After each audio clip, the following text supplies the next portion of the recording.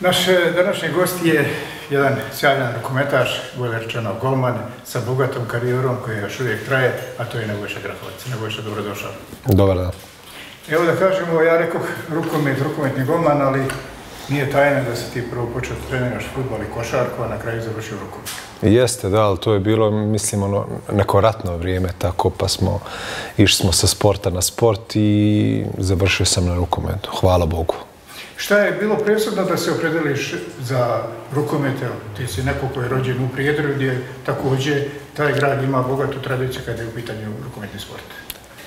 Otac me odveo na prvi trening, pošto je tad bio taj neki period, znam da je bilo nešto hladno i onda smo mi kući, ja sam ga maltretirao, tako pod navodnicima, da mi šuta stalno, da pravio sam, improvizovao sam golove i onda je on onako nevoljno nekada, ali je morao, nije mogao da me izbjegne, šutao i onda je vidio da imam neki potencijal, jer se on sam bavio sportom i rukometom i onda me odveo na prvi trening, to je bilo sad 93. Treće, moguće, da, 93. ili 4. Mislim da sam 9 godina, znači 93. je to bilo. Evo, je li tačno taj podatak, kaže, sa 9 godina si počeo da se baviš rukometom, sa 13 stigao u prvu ekipu, a sa 15 laboraca? Dobro ste informisani. Malo sam se i ja sad zatekao svim tim podacima, da ste upućeni, ali jeste. Tako je bilo neki taj, ja recimo ne osuđujem nikoga, ali ne vjerujem da bi danas svoje dijete ili neko drugo dijete sa 13 godina poslao da igra sa odraslim ljudima koji su već formirani. Međutim, takvo je vrijeme bilo, ispalo je dobro i to je to. Da, ali evo, danas kažu neko ko ima 18, 19 godina, pa i 20 godina, treba da se kali u nekom nižom polu. A evo, ti si sa 13 godina stigao u prvu ekipu. Postoji ona izreka, ako si talentovan, imaš smisla za to, zašto da sa 18 godina ne možeš igrati u prvom timu? To sve... Upravo ti neke razlike od prije i sada? Pa ne vidim ja razlike od prije i sada, vidim samo ljudi koji žele da rade, koji vide te jeste, a samim tim to su treneri i struka koja je neka bila upućena u sve te stvari. Sada je to malo, ajmo reći, spustili su na neki amaterski nivo, gdje ljudi jednostavno ne mogu da, ja i njih shvatam, te trenere mlađe kategorije, ne mogu da se bave samo tim, jer moraju od nečega da žive i onda uporedo rade nešto. Drugo, i tako ne mogu dovoljno da se posvete svim tim polaznicima i toj djeci koja ima jako puno više, čini mi se, nego u moje vrijeme, ili onako, gdje god da se okrenem, ne govorim samo za rukomet, za ostale sportove. Mislim da je to malo, da smo tu izgubili korak za ostalim i u Evropi i kod nas, znači struka. To su oni koji određuju da vide neko možda sa 15, neko sa 20 sazrijeva, da li će sazrijeti, da li neće, da li želi da sazrije, da li ide pa mu treba vremena. Neko ide sporije, neko brže, to je znači sve na njima da u njih najviše sad, moje mišljenje, trebamo ulagati da bi donijeli neki sud. Ja bih se usudio reći da i struka zna ponekada pogreši. Evo, jedan od primjera je Mladen Bojinović koji je bio otpisan u Borcu, a napravio je vrhunsku karijeru. Pa nekad ne možemo jednostavno da vidimo u nekome nešto, što rekao jedan trener, nikad ne znaš šta se dešava nekome u glavi. Obično, rijetko kad najtalentovaniji da uspiju. Obično uspijevaju oni najuporniji. Talent mora postojati, ali ta upornost, želja i istrajnost, to je ono presudno. Spomenuli ste Mladena, on je upravo pravi primjer toga. Demantovao je sve i stručnjake koji su možda pogriješili jednom ili dva puta i on ih je demantovao sve, hvala Bogu, i napravio karijeru kako je napravio. Jeste i mnogo toga, da. Pa evo, kako je izgledao taj prvi trening, ti početci u rukometu, s obzirom da si bio i na košarci i na fudbalu, na kraju izabrao rukomete, je li si rekao odmah na početku to je to, ovaj sport za mene?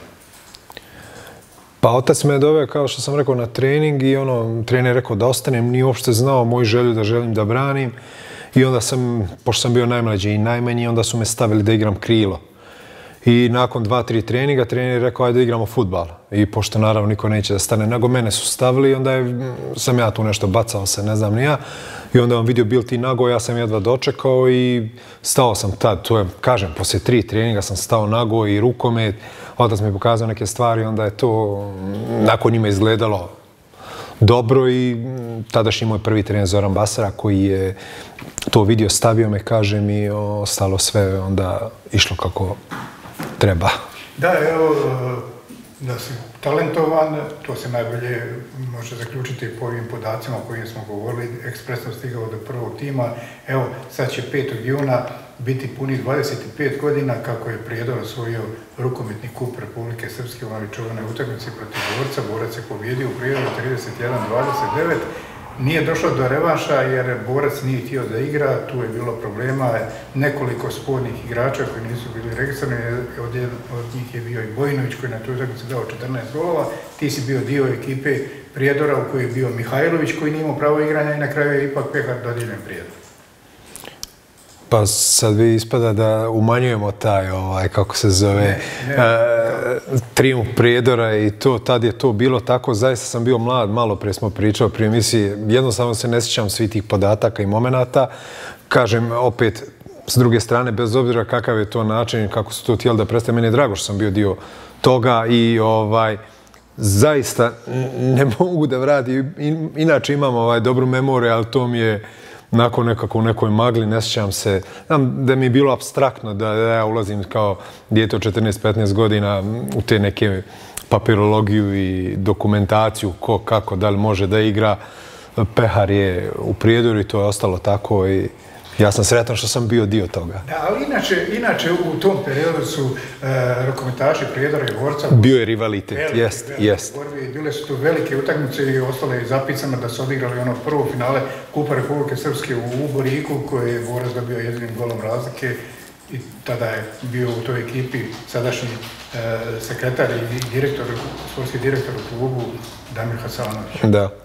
Pa jeste, to je bilo, sjećam se tih momenata i to su bili lijepi momenti, bez obzira na taj rivalitet, bilo je to, ali bila puna dvorana u Prijedoru i nas je to privuklo, recimo mene i moju generaciju, imali smo fantastičnu generaciju u Prijedoru, jako talentovanih momaka koji nisu svi ostali u rukometu, ali su 90, ja mislim 5% da ih je fakultetski obrazovano i 95% živi dalje u Prijedoru i imamo jednog doktora Miljuša.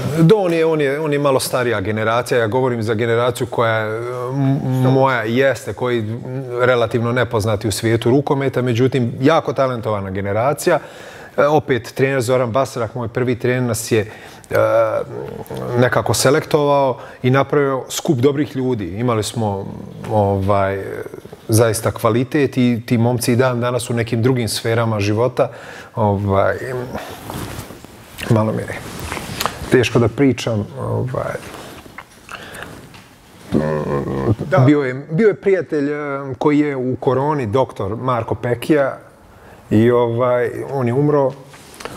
Ostali su svi, ali tu i to je ostao neki žal što se nismo skupili dok je on još bio tu i još jedan je otišao, nažalost mladi, Goran Lalić. Malo mi je teško bilo da kažem, ali dobro, o tom potom, što je bio, malo sam skrenuo sa teme. Jeste, koji... Lijepo se prisjeti... Jeste, i oni su i dan danas tamo. Da. Neki ljudi. Poslije Prijedora uslijedio je tvoj dolazak u Banja Luku, Borac, ispostavilo se također pravi pogodak.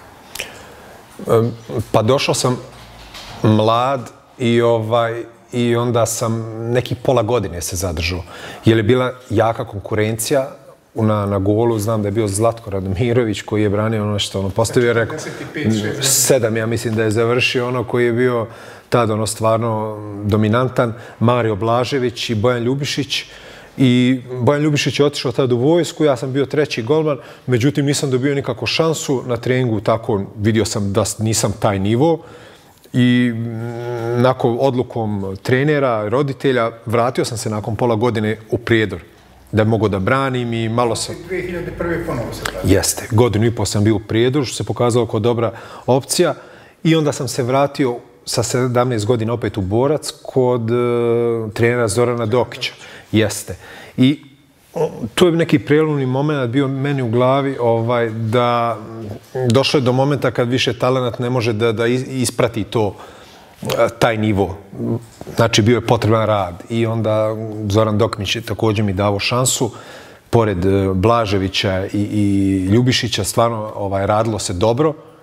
I onda poslije toga bilo je uspona i padova, ali uglavnom tad sam shvatio, taj moment je, kažem, prelomnik, shvatio sam koliko je rad bitan i ta istrajnost i strpljenje i za neki uspjeh, za nešto što želiš zaista da dostigneš. Nekako čini se ta posljednja sezona u dresu borca 2006-2007 je bila prilično uspješna. Tada je borac po prvi puta uspio da osvoji kup Bosne i Hercegovine, ali i kup Republike Srpske u pobjedu protiv Dervente, a kada je u pitanju kup takmičenja na nivou BiH, u finalu ste u Goriku dobili Bosnu 24-20, između ostalog ti se obilježio taj meč sa 19 odbrana, od toga su bila i 2 sedmerca. 3 sedmerca, dobro. I da kažemo da je sadašnji Dijak dao 6 golova, Unčanin Bojan je dao 10. Jeste, on je dao 10 pogodaka. Jedan od ljepših perioda u mojoj karijeri, ta sezona, pošto nekako finansijski mnogo problema, ali bili smo nekako ekipa prijatelja između sebe, smo bili jako dobri i svako putovanje je bilo, bili smo mladi, svako putovanje je bilo onako zabavno i za zapamtiti, jeli?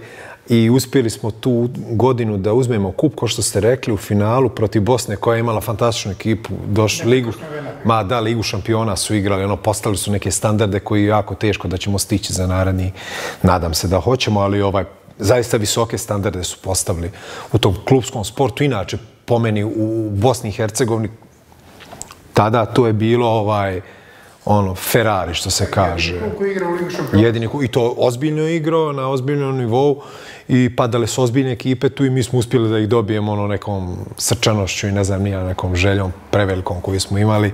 Nismo izgorili i taj trofej je nekako prekretnica, ja mislim, i za borac da posjeratnu tu generaciju da krene malo da napreduje. Je li istina da svojevremeno izjavio da te, što se tiče te sezone, najviše pomogao tadašnji trener, legendarni Arslanović? Pa kako da ne mislim? Abaz je mislim, samo njegovo pojava je nešto što mijenja svijest kod igrača, kod nas lično. Imao sam i naučiti ne samo rukometno, nego i u životu. Sam njegov pristup prema... On se mnogo puta nije slagao sa upravom borca, recimo.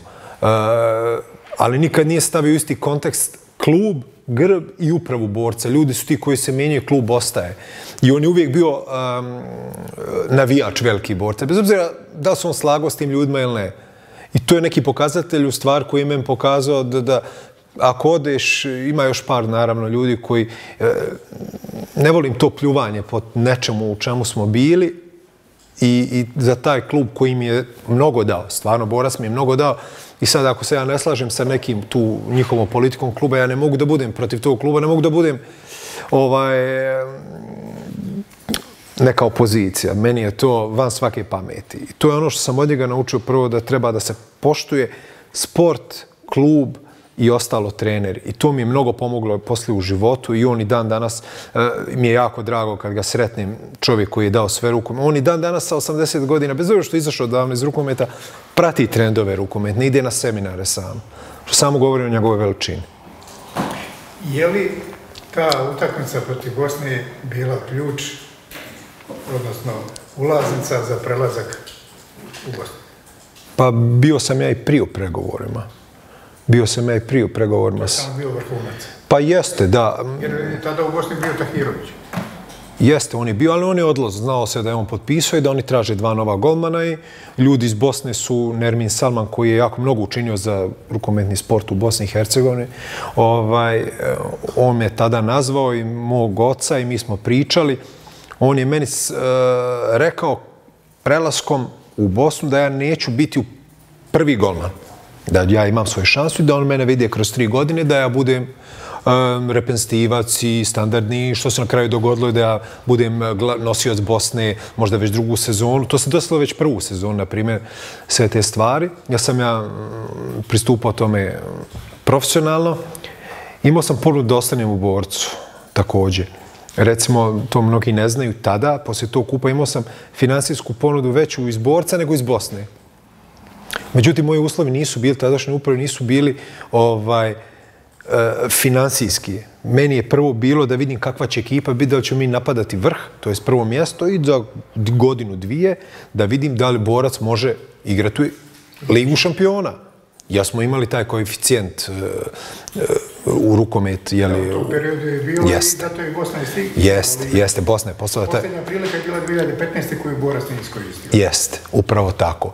I onda su oni rekli, mi pojačanja, ljudi su neke spomenuli, meni to nije bilo uopšte, to mi je bilo ono treće, četvrto, to je sve bilo u nekoj magli. Ja sam shvatio tu neozbiljnost i ja sam potpisao za Bosnu, gdje nije se dobro dočekalo od nekih tadašnjih u rukometnim krugovima u Banja Luci. Međutim, ja sam vidio da je to stepenca više. Ja sam uvijek išao stepencu više i opet kažem dobar potez, jer nisam ostao zbog novca, nisam otišao zbog novca, ja sam uradio zbog svojih ambicija. Faktički, danas kad pričam sa nekim, ja sam negdje u 30. počeo da razmišljam kad sam dobio porodicu i to, onda sam počeo da razmišljam o nekim materijalnim stvarima. Sve do sad je bilo ambicija da vidim dokle mogu.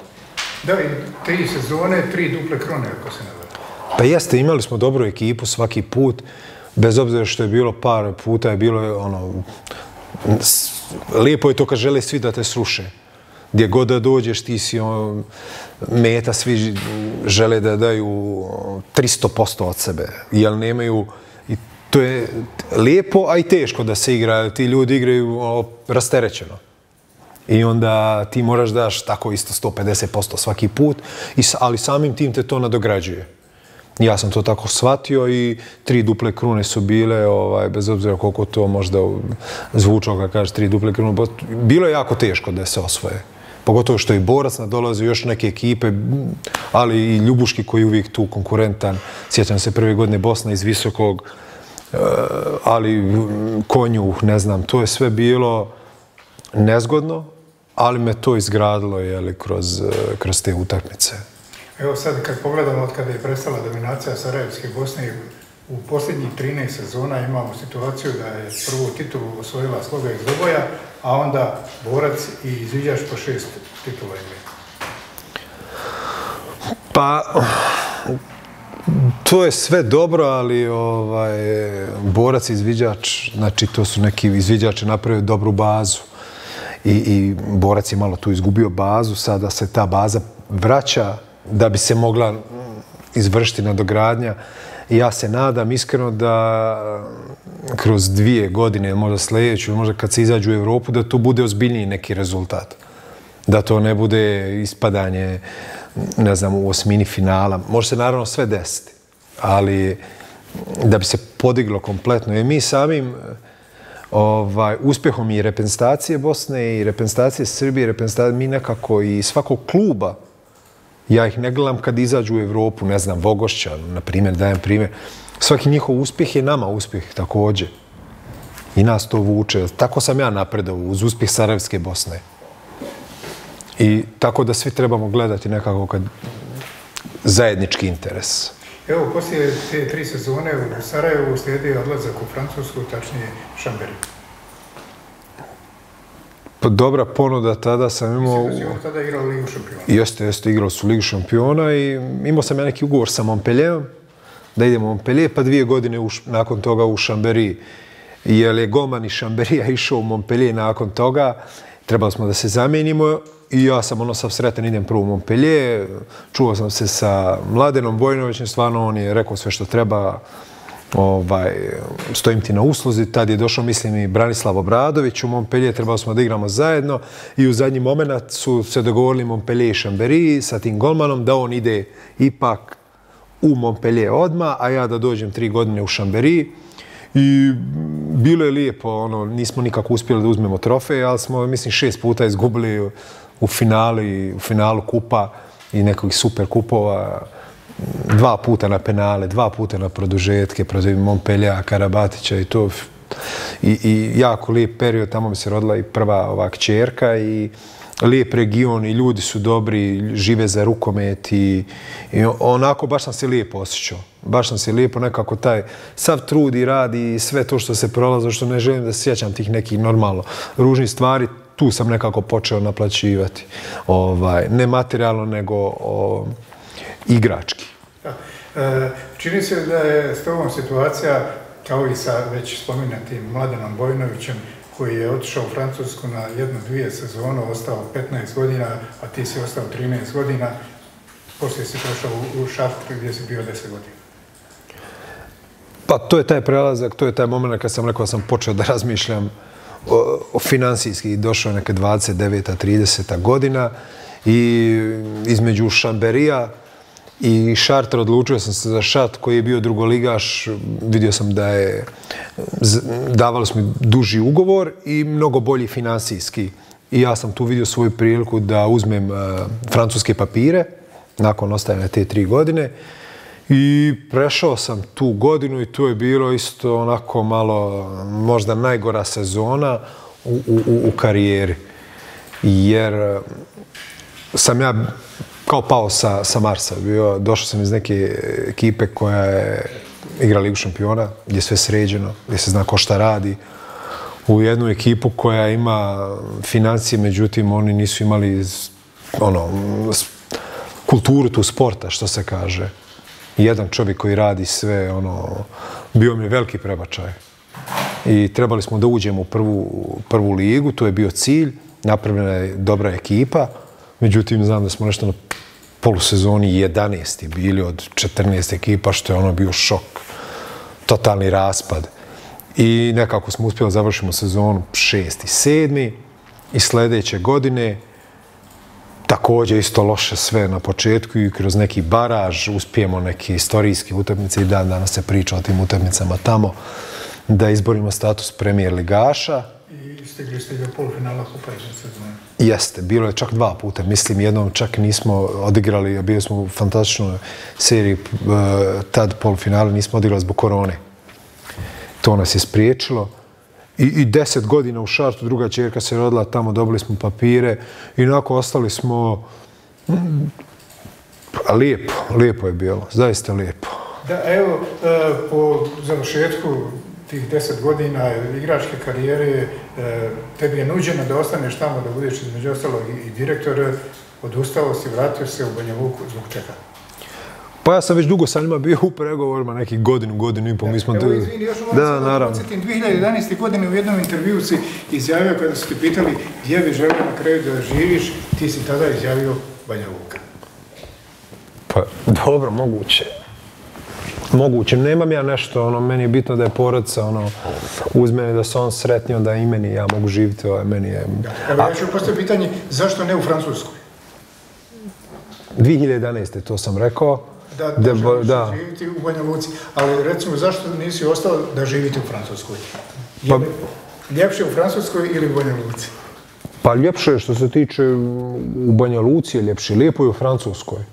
Lijepo je u Francuskoj, zaista lijepo. Mi smo lijepo živjeli, međutim, iskreno vam kažem, došao je neki moment, to sam i u nekom intervju rekao, starija kćerka 12 godina i ja da sam ušao u to sve, ona bi, vjerojatno bi 3-4 godine to trajalo minimum. Ona bi već imala 16 i onda bi mi vjerojatno dobili taj neki nagon za vraćanje, kako da se izraje. Pa jeste, proradio bi se, nije bilo dotad neke, tu mi je porodica, roditelji dolazi, mi dolazimo, sestra, to prijatelji, sad imaju ove društvene mreže i ove, ne znam, nija, Viber i Skype-ovi, ti možeš se vidjeti svaki dan. Ali ja kažem, počelo je, po cijeli dan je ona u škole, one. I onda koliko god da se mi trudili da zadržimo to nešto svoje što ima, što Zapad, nažalost, gubi, da me neko ne shvati pogrešno, Zapad je dobar. Mi samo ovdje uzmamo najlošije stvari. Olakšam pouzdano, znam da se tamo djeca ne druže tako kao što se druže. Ne druže se. To mi je onako malo smetalo, što mi djeca gube empatiju. U stvari gube, ne stvaraju, nemaju osjećaj da pomognu drugome. Da, ne znam, da upitaju, da zovnu babu i dedu, kako si? Jeste dobro, ja sve. To mi je onako malo smetalo sve vrijeme, ali smo se supruga najviše se borila s tim, mislim borila, svaki dan je to bilo, ali sistem te preuzme i u jednom momentu će ona doći u to neko, ne znam, doba kada će reći, slušaj šta ti meni pričaš ovako, svi okolo mene rade na ovaj način. Ja mislim da je ovo crno ako ti kažeš, a ne... Uglavnom, najviše iz tog razloga smo se vratili, da one uvijek imaju državljanstvo, one će uvijek i znanje jezika, mogu da se vrate ili studiraju, ali po njima vidim da im je super ovdje. I roditelji su, ne znam, sad nastavim, oni su sasvim slučajno pola godine ranije prodali kuću u Prijedu, doselili se u Banja Luku kao da su znali. A nisu nijednog momenta ni u snovima imali da se mi vraćamo blizu nas. Sestra mi isto tu, tako da je ono sve neki krug od 200 metara i sad je prijatelji, sad je sadržajnije dosta i ljepše. Ali na zadovoljstvo svih ljubitelja rukometa u gradu na Vrbasu i navijača borca, tu si ponovo, sezona je polako na izmaku, što se tiče prvenstva to je završeno, slijedi još završni turnir Kupa Bosne i Hercegovine i Republike Srpske, pitanje hoće li borac osvojiti oba trofeja? Pa mi idemo svaki put, bez obzira kakva je situacija, mi svaki put idemo na trofeje. Tako je ovdje, ja sam ovdje, kad sam došao 99, ja sam tako naučen.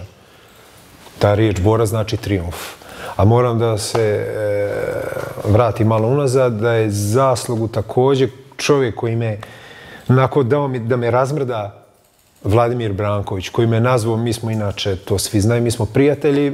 I ste saigrači. I saigrači, kućni smo prijatelji i družimo se, međutim, kad je rukomet u pitanju, imamo naravno nesuglasica, ali funkcionišemo normalno, kao i svako, ali to ostavljam uvijek po strani kad se družimo.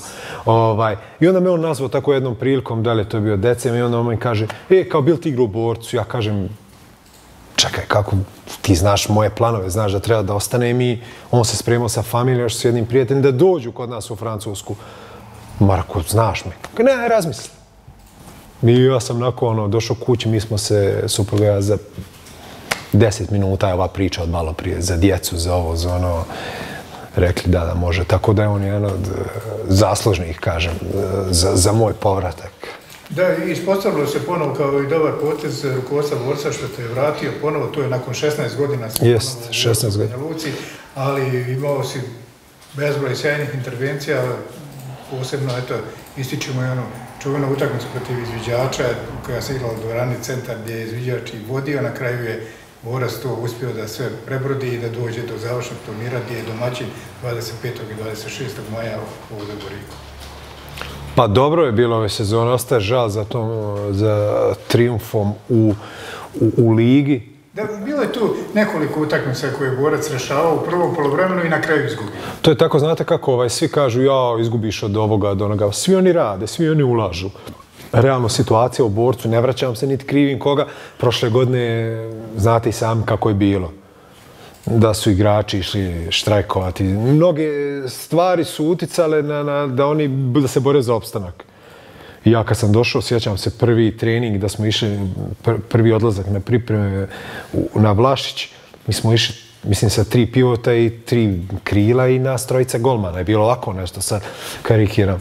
Da bi se ekipa počela stvarati, dolazi jedan igrač, a sa novim trenerom koji je zahtjev, oni kažu svi zahtjev, nije on zahtjev, on samo želi, on ne trpi prosječnost.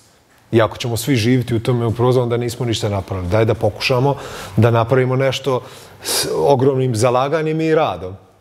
I to je nešto što on pokušava da ubaci malo s ove mlađe generacije, sporije to ide, ali dobro, ide to polako, kažem, počeo da dolazi, sad nije ovo nikakav alibi, jedan igrač dođe nakon 4 dana, pa nakon 5 dana dođe drugi igrač, pa se onda odemo negdje na druge pripreme, pojavi se 3. igrač, kao paus masa, i onda je sve to trebalo da pa 7 dana pre početak prvenstva dolazi posljednji igrač.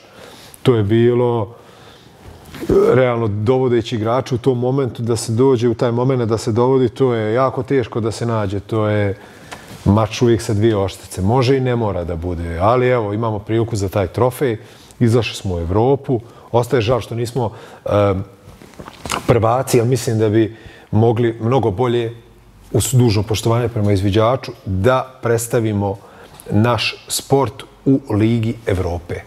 Oni su dobili wild card. Mislim da mi možemo mnogo bolje, Banja Luka i Borac mogu mnogo bolje da organizuju to, da naprave ekipu i da se krene polako ka gore. Evo, ako se ne vama konkretno, kada je u pitanju utakmica u prvenstvu sa izviđačem, negdje do 52.3. Pa kažem vam, to je sve neki proces gdje su igrači moraju da shvate da nije neko bauk. Svaka čast svima, mislim, toliko radimo i zalažemo se i odsutni smo od kuće da moramo da vjerujemo u to. Sad, to je stalno neka priča u slačionica, igrači moraju da shvate, kažem, šta žele, šta hoće, koliko se odriču i da idu svaki put na pobjedu. Ja i ostali, naravno. Ne. Desilo se to što se desilo i oni imaju to iskustvo igranja u ligi.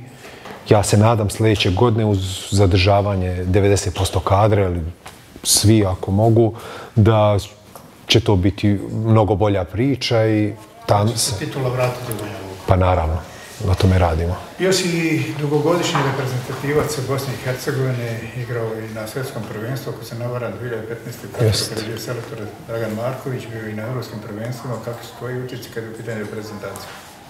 Pa također, prelijep osjećaj igrati za reprezentaciju, zaista to je 14 godina sam igrao, ili 15 čak. Bilo je, pa ne znam, imali smo dosta tih poraza, nekih baraža i toga svega, ali kad se ode na svjetsko, kad se ode na evropsko, onda sve to onako staviš sa strane, sve te poraze. Da, ja spomenuh, jedan bivši bošac, Dragan Marković je prvi... Jeste, otišao, jeste. Kad se malo ko nadao, kad smo Island izbacili u 2 utakmice, otišli smo tad, neki igrači su bili povrijeđeni, nosioci, nismo mogli bolje da prikažemo, ali selektovano je također fantastični igrači. Tad Malinović, Panić, ne znam, Vražalić je bio sa krećem sa jedne strane, Perić, Karačić, Prce, tu bio Toromanović, legendarni, Vranješ, braća Burić, da nekog ću zaboraviti, Terzić, da sad ne nabrajam, svi su napravili neku karijeru vani. Poslije toga jako teško bilo je, oni su nekako zadržali taj kontinuitet nekih igranja u reprezentaciji. Mislim da 7-8 godina se nije roster mijenjao. Nisu dolazili mladi. Jednostavno je tad počelo negdje da pada. Tad nismo iskoristili moment svi da ulažemo u rukomet, da vjerojatno je neki pojedinac gledao svoju ličnu korist, nije gledao malo šire i sad smo došli do... spustili smo dosta kriterijuma. Ako kada čovjek pogledate, ne bih rekao da imaš godina koliko ih imaš, da možeš još dugo braniti, siguran sam da ćeš još dugo stajati na goloborcu. Pa dogod 2 stvari su presudne, zdravlje i motivacija, to imamo oboje, tako da vidjet ćemo dokle ide, ništa ne treba forsirati. To je Bojan Ljubišić dugo. Jeste, i on je, mislim, 39. da mi je rekao da je završio 40. Osjećam se zaista dobro.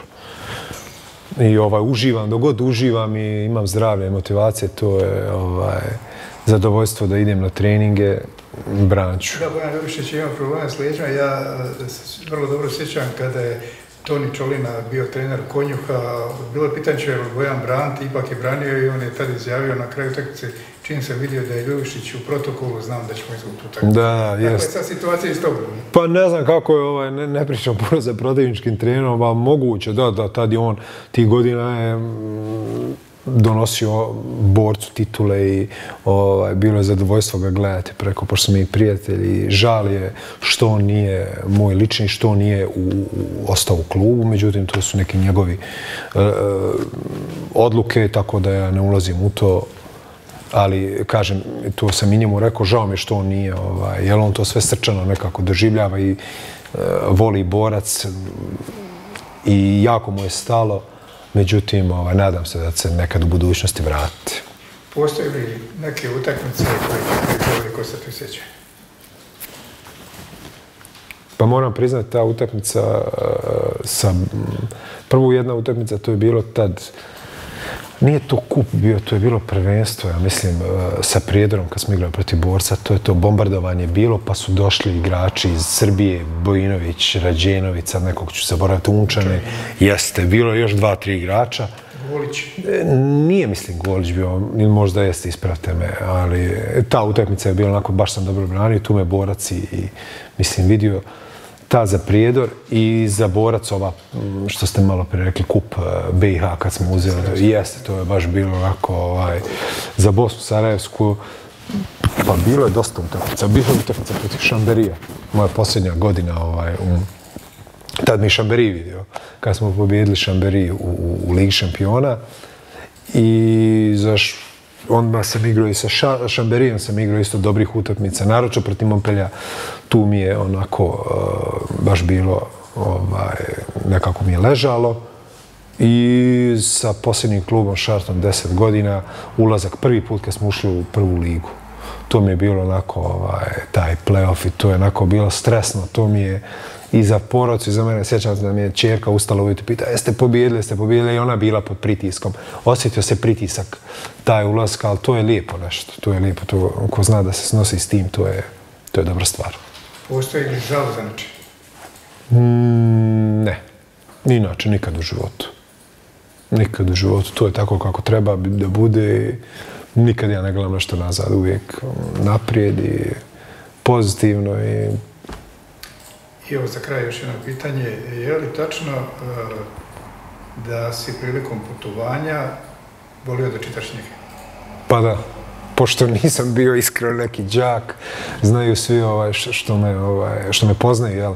Nisam bio neki đak, nije mi škola nešto, nije me zanimalo uopšte. Pa sam onda nekako dobio nagon poslije za čitanjem i sve to što sam propustio i te neke dobre stvari. Čitam i dan danas putovanje. Ja sam upravo i došao na ideju onda da ti poklonim knjigu 30 godina Rukometnog saveza Republike Srpske. Hvala puno.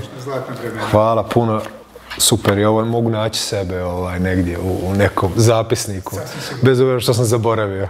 Ništa ne možeš na kraju da se zahvalim što si bio gost redakcije Alo i da ti poželimo da osvojiš ova 2 pehara na finalnim turnirima Kupa Republike Srpske i Kupa Bosne i Hercegovine, a da u sljedećoj sezoni sa Borcem doneseš i titulu u Banja Luku. Hvala puno, bilo je zadovoljstvo pričati sa vama.